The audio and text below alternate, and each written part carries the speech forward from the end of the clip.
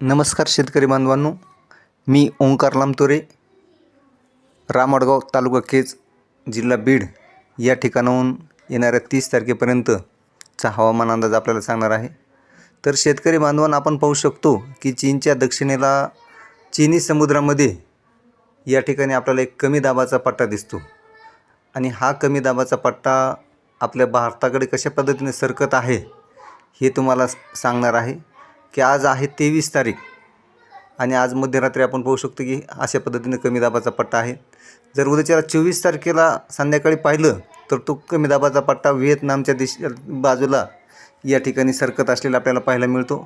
तो Vietnam, Cambodia या मार्गे म्यानमारच्या माध्यमातून तो 26 तारखेला या ठिकाणी म्यानमारपर्यंत पोहोचत आहे।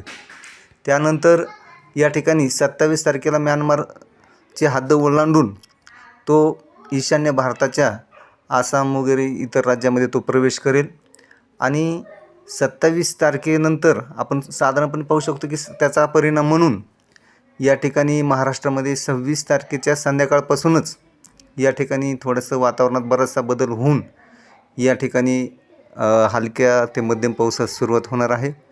आणि ज्या पद्धतीनं आपण म्हणतो की पोळा आणि पाऊस झाला भोळा, या उक्ती पद्धतीनं या ठिकाणी आता दरवेळेस आपण पाहतो की नैऋत्य मोसमी वारे वाहतात, परंतु आता 27 तारखेनंतर ईशान्येकडून या ठिकाणी वारे वाहणार आहेत आणि त्याचा परिणाम म्हणून येणारा पाऊस हा ईशान्येकडून असेल।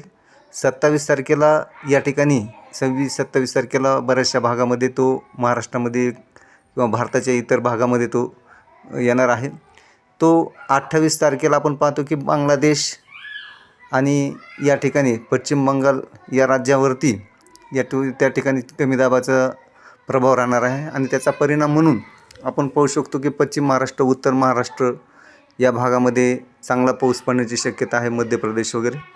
29 तारखेला मात्र तो मध्य भारतात म्हणजे नागपूरच्या जवळपास येईल आणि तिथून तो राजस्थान, पंजाबच्या दिशेने सरकेल आणि त्याचा परिणाम म्हणून आपण पाहू शकतो की संपूर्ण महाराष्ट्रभर या ठिकाणी मध्यम पाऊस पडण्याची शक्यता आहे, मध्यम ते जोरदार पाऊस पडण्याची शक्यता आहे। की या ठिकाणी जरी हवामान अंदाज जरी देत असलो तरी त्याच्यामध्ये थोडाफार बदल होऊ शकतो, कारण कमी दाबाची वाऱ्याची जी गती आहे कधीकधी लवकरही होऊ शकते, कधीकधी स्लोही चालू शकते। आणि परंतु या ठिकाणी जो काही हवामान अंदाज वर्तवलेला आहे, जर हवामानाची गती जर हीच राहिली तर 100% या ठिकाणी मी जो काही हवामान अंदाज वर्तवलेला आहे तो निश्चितच तसाच राहील।